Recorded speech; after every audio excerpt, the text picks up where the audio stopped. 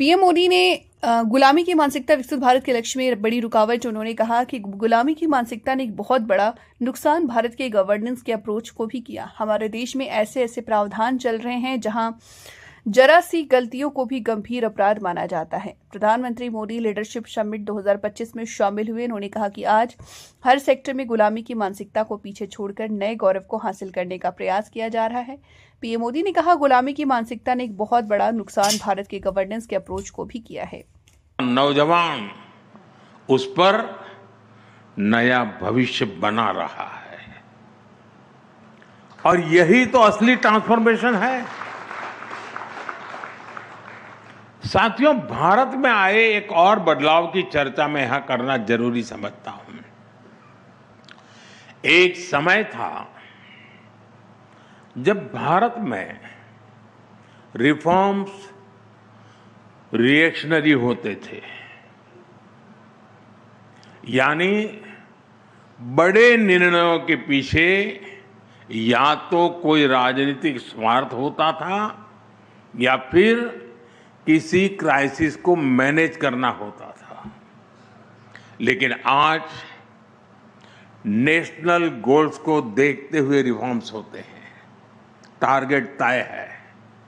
आप देखिए, देश के हर सेक्टर में कुछ न कुछ बेहतर हो रहा है। हमारी गति कांस्टेंट है, हमारी डायरेक्शन कंसिस्टेंट है और हमारा इंटेंट नेशन फर्स्ट का है।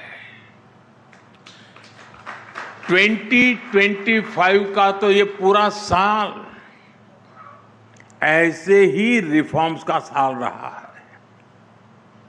सबसे बड़ा रिफॉर्म नेक्स्ट जनरेशन जीएसटी का था और इन रिफॉर्म्स का असर क्या हुआ वो सारे देश ने देखा है।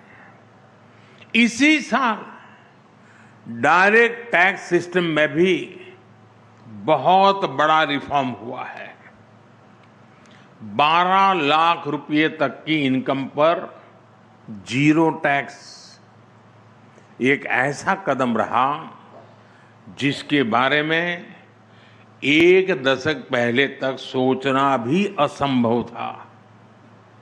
साथियों, रिफॉर्म के इसी सिलसिले को आगे बढ़ाते हुए अभी 3-4 दिन पहले ही स्मॉल कंपनी की डेफिनेशन में बदलाव किया गया है। इससे हजारों कंपनियां अब आसान नियमों, तेज प्रक्रियाओं और बेहतर सुविधाओं के दायरे में आ गई है। हमने करीब 200 प्रोडक्ट कैटेगरीज को मैंडेटरी क्वालिटी कंट्रोल ऑर्डर से बाहर भी कर दिया गया है। साथियों, आज के भारत की यह यात्रा सिर्फ विकास की नहीं है, ये सोच में बदलाव की भी यात्रा है। ये मनोवैज्ञानिक पुनर्जागरण, साइकोलॉजिकल रेनेसां की भी यात्रा है। आप भी जानते हैं, कोई भी देश बिना आत्मविश्वास के आगे नहीं बढ़ सकता। दुर्भाग्य से लंबी गुलामी ने भारत के इसी आत्मविश्वास को हिला दिया था और इसकी वजह थी गुलामी की मानसिकता। गुलामी की ये मानसिकता विकसित भारत के लक्ष्य की प्राप्ति में एक बहुत बड़ी रुकावट है